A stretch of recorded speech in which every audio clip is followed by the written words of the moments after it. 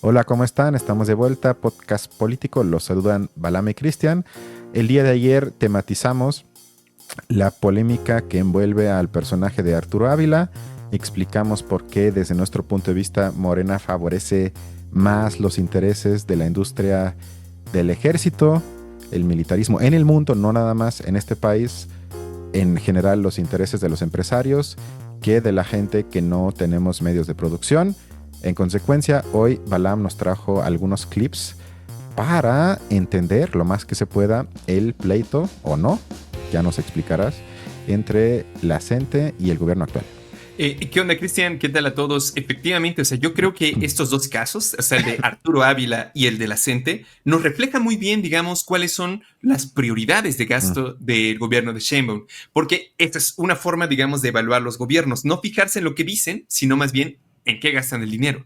Y en este caso, digamos, en particular respecto de la CENTE, creo yo, o el análisis en general llega a ese punto, que el problema llega a ser técnico. O sea, la imposibilidad de darle mejores calidad de vida a los profesores no es, digamos, no recae tanto en la voluntad de Sheinbaum o de Morena, sino simplemente en el hecho de que no hay dinero. Entonces, justamente eso contrasta bastante con lo que Arturo Ávila nos dice, porque él señala que hay bastante. Y sobre todo ahora que hay guerras y burbuja especulativa, hay mucho más dinero para él. Pero queremos saber muy bien por qué no hay. Seguramente todos ya más o menos tienen una visión general sobre lo que pasa en esto. Veamos, escuchemos, digamos, la opinión de Sheinbaum, que al final de cuentas yo creo que sintetiza mucho de lo que les estoy diciendo. Entonces, si les parece, esta fue, me parece que del viernes pasado. Entonces, veamos qué dice.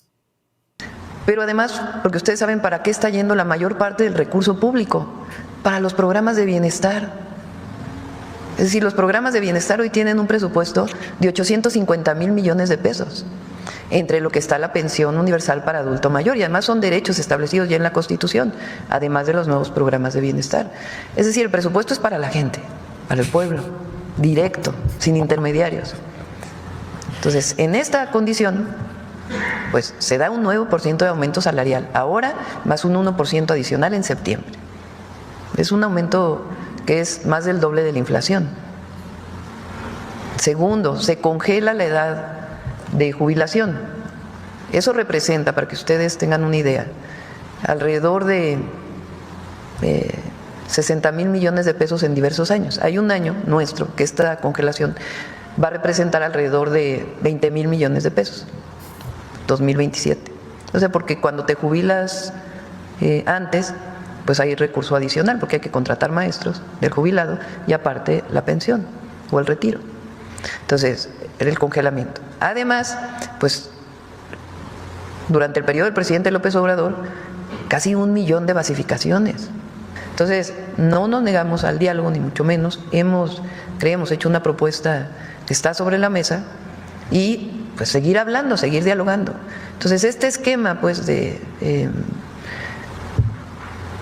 cuando no hay diálogo, porque durante mucho tiempo, recuerden la reforma educativa del 2013, los maestros se manifestaron, fueron reprimidos en el Zócalo, pero además no había diálogo, no había diálogo. Y aquí está el diálogo abierto con el gobierno de la República, con los gobiernos estatales, con apoyo de la Secretaría de Educación Pública. Bueno, lo que acabamos de ver es prácticamente Sheinbaum diciéndonos el argumento en general que van a decir, que de alguna manera, primero ya se beneficiaron bastante con Obrador, segundo, ya les está llegando dinero a través de los programas sociales, y tercero, además les está ofreciendo algunas compensaciones extras a los profesores. Entonces no entiende la molestia y más bien ella lo interpreta justamente como una provocación, como algo de la Claro. derecha, como algo que no tiene razón de ser y que más bien debería de ser expulsado, debería de ser criticado y que simplemente deberían irse. O sea, rescata que efectivamente no los han reprimido, pero no observa, digamos, como alguna voluntad de parte de ellos y ella misma, como que siento que en algunos momentos ella misma dice así como, ¿y para qué debería? O sea, deberían alegrarse de que estoy recibiéndolos en Palacio Nacional y no reprimiéndolos, básicamente. O sea, hay que agradecer eso primero. Y luego además da algunas cifras que me parece que son justamente bastante problemáticas, justamente. O sea, yo creo que, no sé cuál sea tu opinión, pero creo que una vez más nos enfrentamos a lo que platicábamos en el capítulo pasado, es decir, una mistificación del problema. O sea, como si el problema en realidad fuera lo que dicen que es, pero en realidad es otra cosa. En este caso en particular, el problema para Sheinbaum es que no hay dinero. Pero esa falta de dinero se enmarca en una política además de austeridad que ellos mismos impulsan. Es decir, lo que nos estamos enfrentando de alguna manera es, más bien, ¿cómo decirlo? Es un ejemplo de que Morena ha rechazado a la posibilidad de cambiar el mundo o de cambiar la situación de México, sino que más bien se repliegan a lo que es técnicamente posible. Entonces, eso, por ejemplo, del aumento de 10%, en México, por ejemplo, el salario mínimo de un profesor son 7,800 pesos mensuales aproximadamente, en promedio en el país, porque hay lugares donde llega a 13,000, como en Campeche, que tampoco es mucho, y hay lugares, como en Morelos, donde llega a 2,600. Pero la media es de 7,300, y el 10% de aumento de eso, pues sería llegar a 8,500 al mes. Ah, pinches ricos. No, sí, están abusando completamente de eso. O sea, no, y realmente... ¿sabes algo que perdón. Es que tienes más cifras todavía. Déjame darte una última cifra, que es también, digamos, esta cuestión que ella ofrece de las pensiones, de que se congele la edad.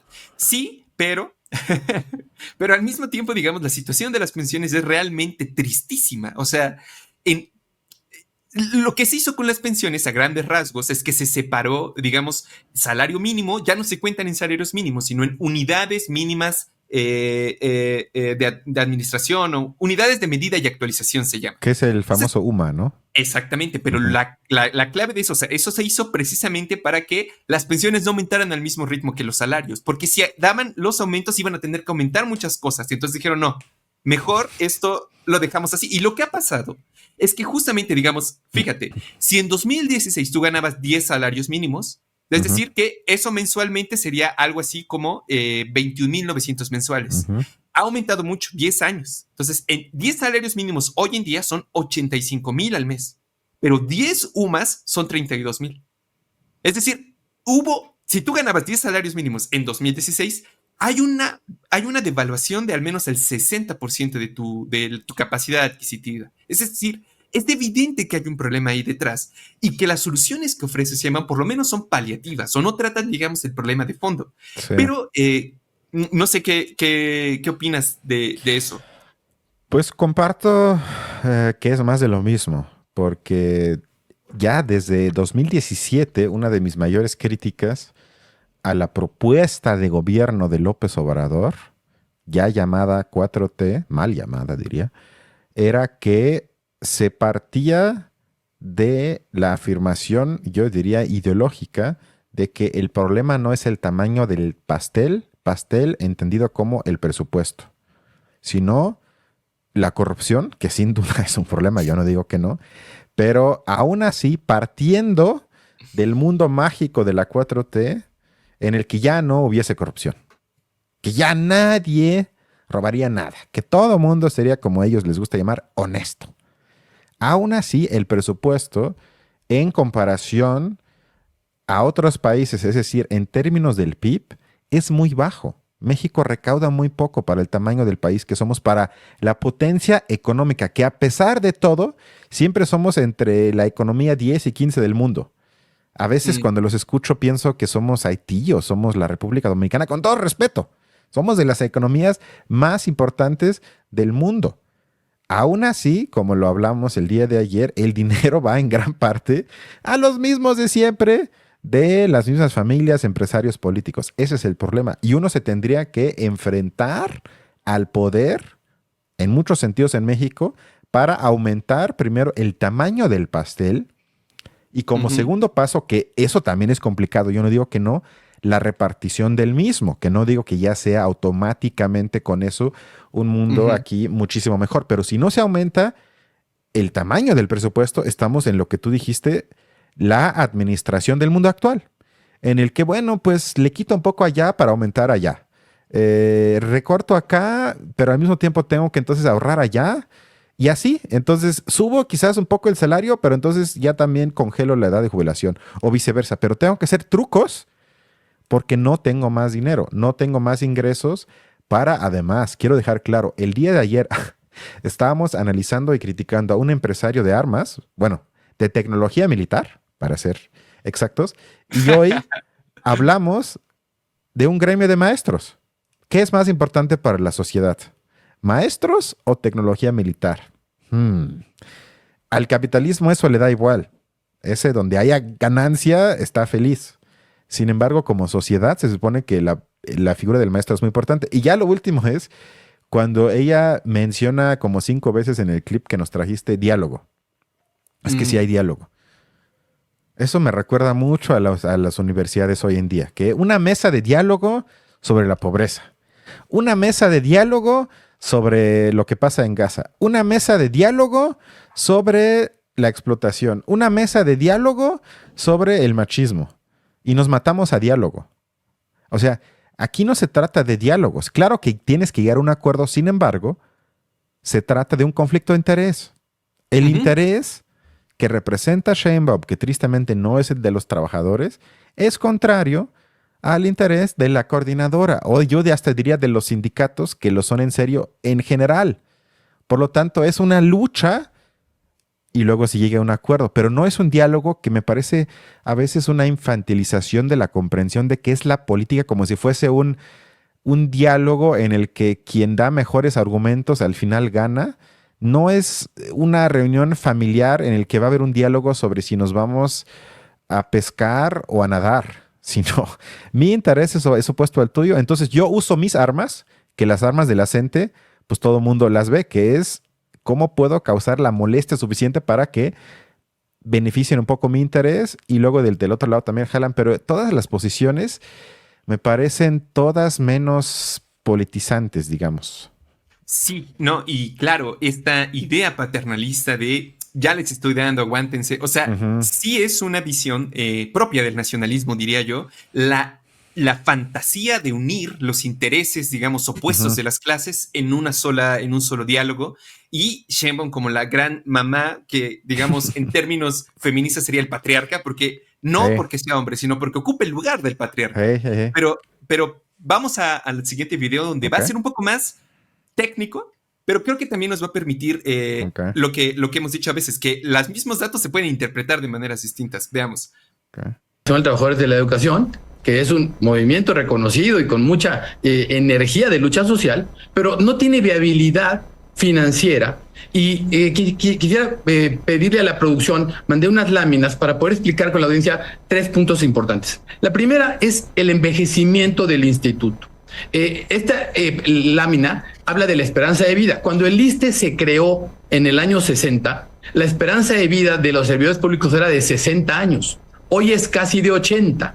Entonces, el sistema no puede tener las reglas que tenía hace.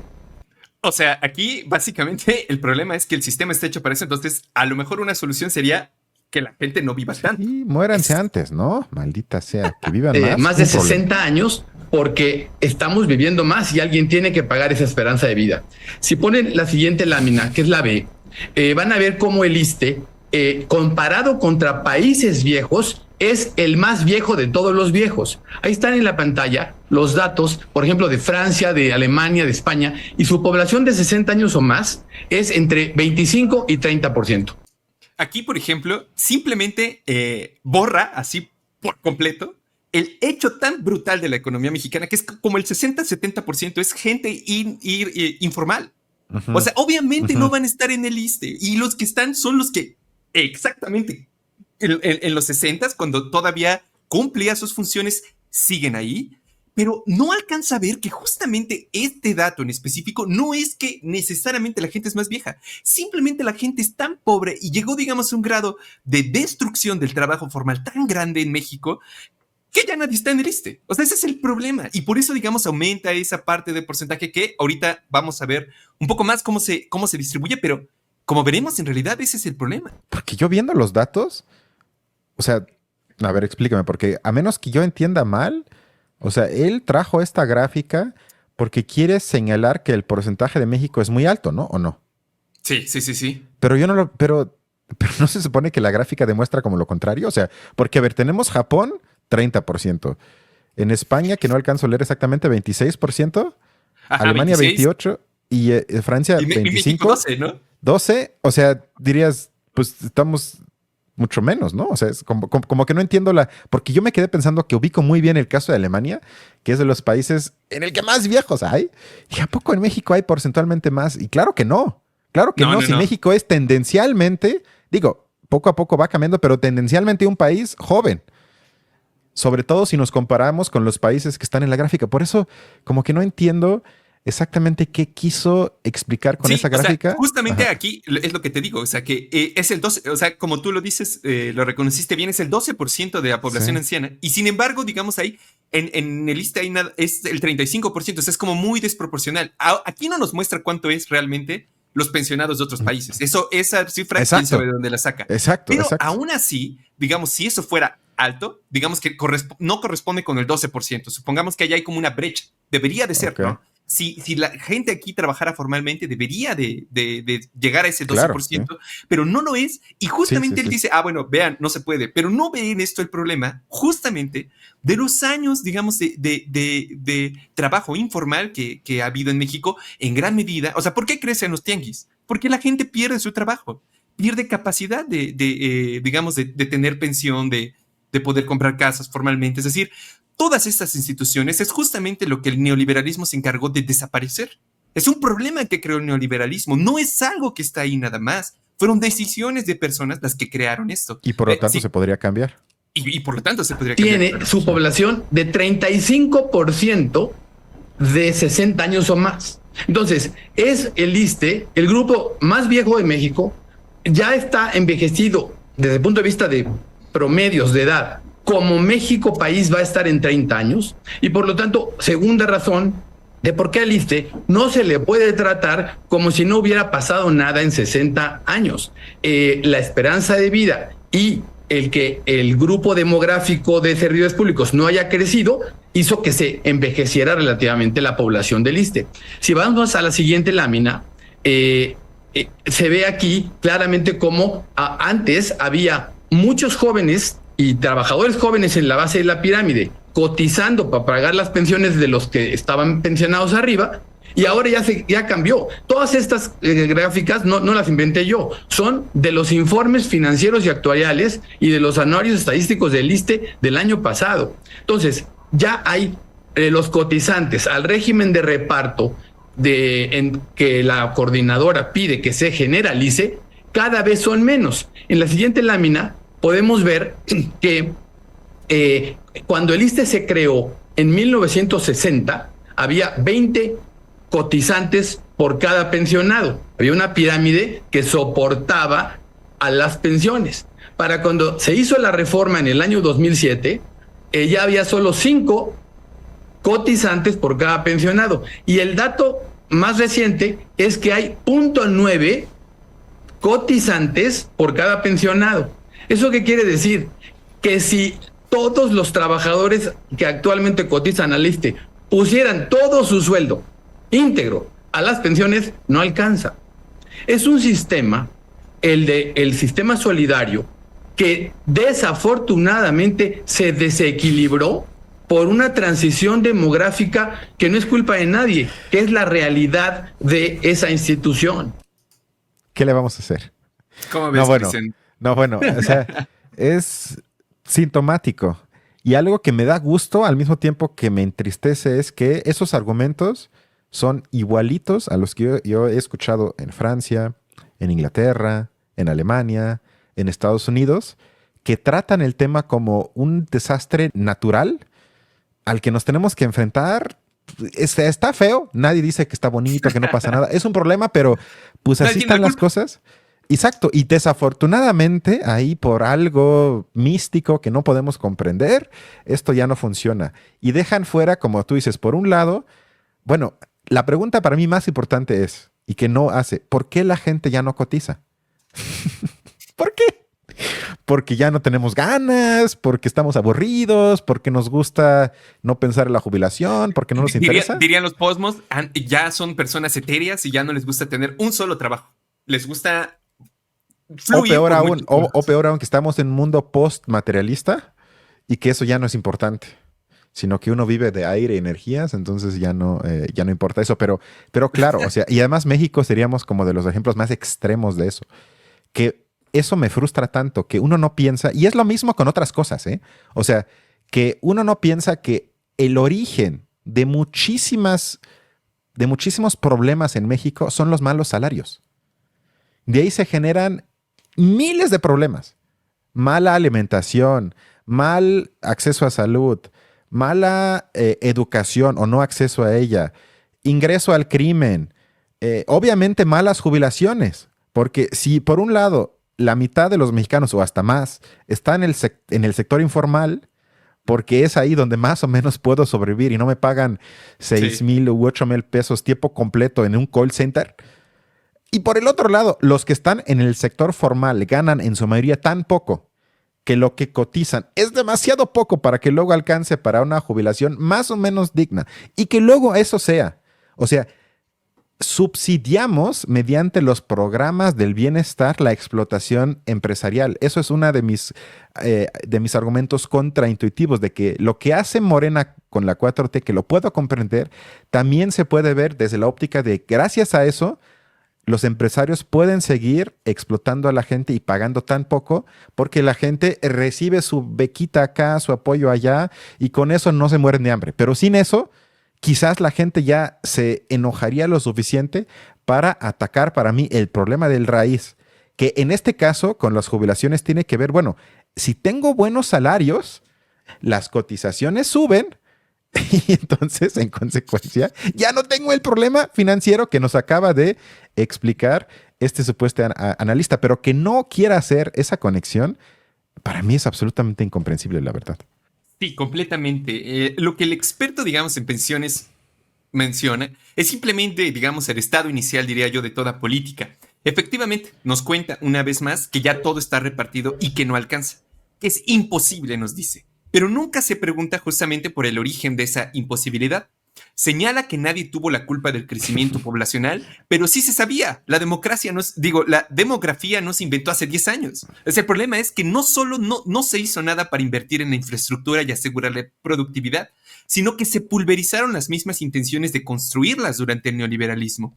Precisamente por eso señala el experto que no hay dinero y que simplemente es insostenible darle suficiente para una vida digna a las personas que trabajaron toda su vida por México. Ahí sí, ¿dónde queda el nacionalismo de las personas que chambean y se rifan por México? Pues ahí, digamos que por un evento natural, esas personas simplemente ya no merecerían. ¿Y entonces qué? ¿Merecen morir en la miseria para que la estabilidad financiera regrese? Digamos, pero va más allá porque, como mencionamos en un podcast político anterior, la clase trabajadora simplemente no puede pensar en el futuro. Está a una enfermedad de caer en la pobreza absoluta. En cambio, sí alcanza y sí hay futuro para las empresas como BBVA o Arturo Ávila, las empresas de Arturo Ávila, que ganan sumas simplemente grotescas. Pensemos, por ejemplo, en lo que se llevó BBVA Bancomer, porque eso sí fue incluso un récord para ellos. O sea, ellos mismos no se creían que estaban ganando tanto dinero en México. Ganaron 1.178.000 millones en México. Y no solo eso, las Afores, que manejan las cuentas individuales de retiro de los trabajadores, tampoco cantan mal las rancheras, porque 10 de ellas se embolsaron en la década reciente 134.000 millones de pesos. Es decir, únicamente por manejar el dinero de los trabajadores, obviamente sin darles nada, bueno, lo que calcula la inflación, pero ellos además ganaron mucho más. ¿Cuánto de ese dinero, digamos, de ese jineteo de dinero, de eso que hace Arturo Ávila, de hecho, que es que ocupa el dinero, lo pone ahí, saca dinero de la nada, lo pone allá, saca dinero de la nada? ¿Cuánto de eso ha regresado a los trabajadores? Nada. Entonces, digamos, para mí el problema sería principalmente ese. Digamos, yo creo que finalmente, en el fondo, como que mi análisis de lo de Sheinbaum es que finalmente sí trata de unir estos digamos, intereses. O sea, eso es el nacionalismo. Pero, digamos, sí que también estamos en una guerra entre capitalistas, ¿no? Entonces, en una guerra entre capitalistas, pues los profesores de primaria pública, pues tampoco son como tan importantes, más bien molestan por andar buscando dinero a, una unidad empresario-gobierno que debería de asegurar la dignidad del país en el mundo. Pero, no sé, o sea, sinceramente me parece que pareciera que vivimos en un infierno, pero que el gobierno, que se supone que debe de sacarnos de él, nos estuviera diciendo, bueno, este tipo de cosas pasan en un infierno, pero pues, ¿qué le vamos a hacer? Sí, comparto eso. Y qué bueno que hablas de cifras, porque una de las trampas que en la mañanera se hacen mucho es que cuando ella habla de ciertos números, que obviamente para alguien de pie suenan altísimas, que dices, no, bueno, tanto se invierte en esto, tanto le damos de pensiones a la gente, está impresionante. Pero si lo pones en relación al presupuesto, al término del PIB o a las ganancias de ciertos sectores, en este caso el que más gana, el bancario, dices, ah, bueno, realmente tampoco es tanto, pero por eso eso es una forma de no mentir, pero de mostrar los datos de cierta forma para que tengan un impacto a tu favor en la gente. Y esas cifras que tú Sí. muestras de las empresas de banco, eso es un ejemplo, pero te podrías ir a muchos sectores que les va mejor que nunca. Y uno tendría que pensar, bueno, entonces, ¿cómo ese dinero, cómo diría Azucena Oresti, fruto del trabajo? Porque claro, Ujú. BBVA trabaja muy fuerte aquí en México, se merecen el billón que se llevan, se tendría que Claro. reinvertir a través de algo, de un cobro. Digo, yo para nada soy experto en eso, pero estoy seguro que los expertos tendrían, hay mil formas de crear un fondo de pensiones especial y que claro que alcanzaría. O sea, es una cuestión de simplemente de si hago cambios estructurales, Ajá. el sistema solidario es de las pocas cosas que tendría que funcionar siempre, porque siempre vas a tener a gente trabajando. Y otro argumento que no se ha dado, que sería parte de, es el aumento de la productividad. O sea, eso también influye, porque, ok, tal vez hay menos gente trabajando hoy, es decir, gente joven, que hace 40 años. Sin embargo, la productividad ha subido bastante en los últimos 40 años, es decir, que generan más valor. El problema es que si ese valor se va a las bolsas de los empresarios, pues no apoya el fondo de retiro, en este caso, para la gente. Pero se podría abordar de mil formas, pero como dices, aquí casi me recuerda a los Juegos del Hambre, Sí. que hay unos que se están muriendo de hambre o casi protestan, los que tienen el poder dicen esto es lo que hay, no se rebelen, y la gente de Morena, que es lo que a mí más me frustra, agita en contra de la gente como antes lo criticábamos del PRI y PAN. O sea, hay Ahorita lo vamos a algunos ver, pero sí. sí, perdón, creo que ahorita ya te doy la palabra, creo que hay algunos que les daría gusto si hubiese otro, vamos a decir, una intervención a la Díaz Ordaz. Creo Ahorita que sí, yo creo que sí a muchos les molesta. sí, sí, sí. Antes de pasar al último Ok. video, queríamos nada más mencionar que de alguna manera también el argumento de Sheinbaum es que hay dinero que ya se está repartiendo por otras maneras, es decir, el Mm, problema de la educación ya se atiende. Ya, digamos, pon tú que lo de los maestros sí les va a ir mal y todo, pero la educación en México, ¿qué tal está? Bueno, pues básicamente prometió crear 200,000 lugares en bachillerato y 330,000 lugares en universidades, ujú. pero eso no garantiza ni siquiera el 14%, no, menos del 10% de la deserción total que hay en esos dos niveles, nada más en esos dos niveles. Es decir, no se acerca ni siquiera de así por poquito a intentar resolver el problema estructural. Es como justamente si te dieran un paliativo, un ibuprofeno para que te lo tomes, porque eso está lejísimos de ser realmente un cumplimiento. Y además, el total de presupuesto que se destina a México a la educación es 3.1% del PIB. Está lejísimos, por lo menos, del promedio del 5% de la OCDE, y el promedio, digamos, lo mínimo que recomienda la UNESCO es el 6%, es el doble, por lo menos. Pero eso no está ni siquiera, digamos, en la mira. Finalmente, yo diría que incluso, digamos, incluso los países capitalistas más perversos, pero que son inteligentes, tienen que saber que justamente, digamos, la poca ventaja comparativa que tenga un país como México en gran medida también viene de el impulso de la educación. Claro, lo ideal para ellos sería que fuera tecnificada, ¿no? Y que por lo menos eso sí pareciera rechazarlo Sheinbaum. Pero ahí yo no sé Ujú. si lo hace precisamente por esa ingenuidad, porque ella no se alcanza a dar cuenta de la importancia de eso. Y más bien, en algún momento mencionaba, pues si quieren, hagamos unas pláticas con los profesores y a ver qué cambiamos en el sistema. Es decir, como que ni siquiera ella misma tiene la claridad de la importancia de eso. No lo ve y no le meten el dinero suficiente. Y te digo, hay estados donde los profesores ganan 2,800 al mes. 2,800. O sea, realmente eso es un insulto. Sí. Bueno, vamos a ver el último donde tus tíos de los periodistas nos van a decir por qué los maestros son como Trump. ¿Cuál es tu prioridad como líder de los maestros? Obtener de la autoridad lo que necesitas, mejores salarios, mejores prestaciones, un retiro digno, etcétera. Esa parte la sabemos. Hay un rezago tremendo, eso ha sido un gobierno depredadores en el pasado, etcétera. Sabes que eso es a lo que vas lo que quieres. Tienes una primera cita el 8 de mayo con los líderes. No, mejor no. Mejor nos vamos a protestar. Y se van a protestar, órale. El 15 empieza, tal. Está bien, ya. Van a protestar. Tienes una segunda cita con la presidenta de México. 29 de mayo. No, 23 de mayo. Nada, mejor no. Me voy a protestar. Espérame. La lógica simple. Simple lógica. O sea, tienes cita 1, tienes cita 2 con la presidenta de México. Las cancelas porque lo que quieres es protestar. Entonces, ¿cuál es la prioridad? ¿Protestar o resolver? Negociar desde una posición de mayor fuerza, Alejandro. Sí. Es decir, imponer condiciones. Tú, cuando vas a negociar, tú quieres llegar con una posición de fuerza. Donald Trump.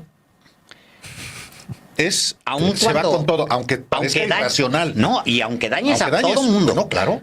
Bueno, el caso de Trump es muy buen ejemplo, porque lo que hace Trump es justamente desde una posición pretendidamente desde arriba, porque es una posición prepotente al final, Álvaro. O sea, Trump lo que hace es desde una posición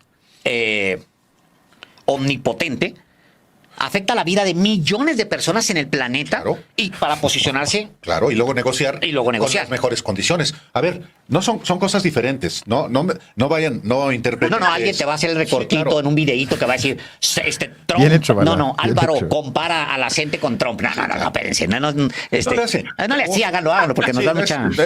Lo van a hacer, de todas maneras. Pero lo que quiero decir es que, en efecto, Trump quiere siempre negociar desde una posición de fuerza. Eso. Desde siempre. Por eso escribió hasta un libro. Bien. Pues bueno, ellos lo pidieron. Y realmente, digamos, aquí lo que nos dicen es que, comparan a los maestros con Trump. Luego nos dicen que no es cierto, aunque efectivamente lo están haciendo. Pero digamos, para mí el problema ni siquiera es que la comparación burda, que ya, digamos, es un chiste simplemente, sino que sobre todo para mí lo que me llama la atención es cómo adoptan el punto de vista de las negociaciones de Trump. O sea, eso es lo que no les parece que está mal. Sí. Claro, a lo mejor puede ser demasiado porque Trump es muy malo, racista, no sé muy bien cuál sea su análisis de Trump, pero lo que sí hacen es adoptar su punto de vista y a partir de ese empiezan a evaluar el resto de actores y dicen, claro, lo que hacen los maestros es perfectamente interpretable en términos de lo que a lo mejor los académicos llamarían teoría de juegos, que es justamente esto, sí, de quienes son todos desde un punto de vista egoísta que va a buscar negociar, digamos, con las mejores condiciones, sin importar, digamos, lo irracional que sea, etcétera, etcétera, etcétera. Pero ya, digamos, los intereses particulares perseguidos por la gente, si tiene sentido o no tiene sentido, si tienen justicia, no tienen justicia, o el análisis, digamos, que hemos hecho a lo largo de este programa, un poco más fino respecto de la contradicción de intereses, se sale completamente. Ellos, como lo menciona uno de los dos periodistas, esto ya ni siquiera tiene que ver con esto. Ellos protestan porque protestan. Y entonces su análisis de ellos son digamos, como rebeldes sin causa, son gente que nada más quiere estar chingando, básicamente, ¿no? Quieren protestar, Balam. No, bueno, es que, o sea, cuando comienzan a comparar una lucha sindical con tácticas de negociación de Trump, lo único que muestran es que no comprenden absolutamente nada. O sea, eso no tiene nada que ver, nada que ver. ¿Qué tiene que ver Donald Trump, el presidente de los Estados Unidos, con una lucha de un sindicato que además no existe desde ayer, sino uno de los grupos de lucha sindical histórico en México? O sea, no tienen nada, pero abstraen de tal forma de la realidad y me parece, es mi hipótesis, que en sus cabezas es como que, bueno, están gobernando los buenos nuestra querida presidenta. Entonces hacen como cortocircuito así en su cabeza, decir, a ver, Trump la ataca, la gente la ataca. Entonces, a ver, algo deben tener en común, ¿no? O sea, porque atacan al bien. Y si atacan al bien, entonces algo tienen en común, ¿no? Sí. O sea, yo tengo la sospecha de que eso es como su forma de hilar, su razonamiento va en ese sentido y ahí ya buscan forzadamente comparaciones y como dices, para mí lo más vil es si establezco comparaciones, por lo menos las defiendo.